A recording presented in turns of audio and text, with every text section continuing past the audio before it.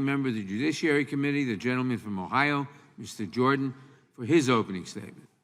Thank you, Mr. Chairman. This bill is a misguided approach to solving the problem of confidentiality agreements for victims of sexual assault and harassment.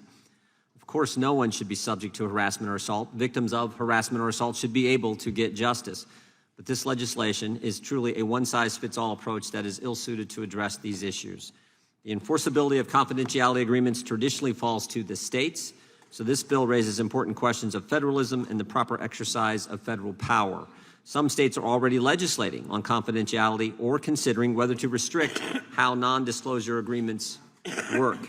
In addition, this piece of legislation is not well drafted.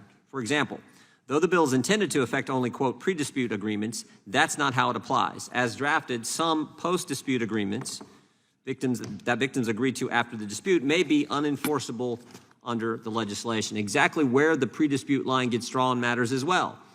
If only agreements that follow lawsuits are enforceable, victims may be forced to sue to get the kind of settlement they'd like. It's not clear that going to court is always best for all victims. We heard from very brave women last year in our committee, but not everyone wants to share their experiences publicly. When victims would rather not go public, it seems wrong to force them to bring claims in court to get the kind of settlement that they'd like. There are also serious concerns about the bill's scope. For example, because it applies to claims filed after enactment, it could retroactively upset existing settlements. This is a major problem. I look forward to a robust discussion as we think about what is best for the victims and for the American people, and yield back. Gentleman yields back without objection. All other opening statements will be included in the record. I will now recognize myself for purposes of offering an amendment in the nature of a substitute. The clerk will report the amendment. Amendment in the nature of a substitute to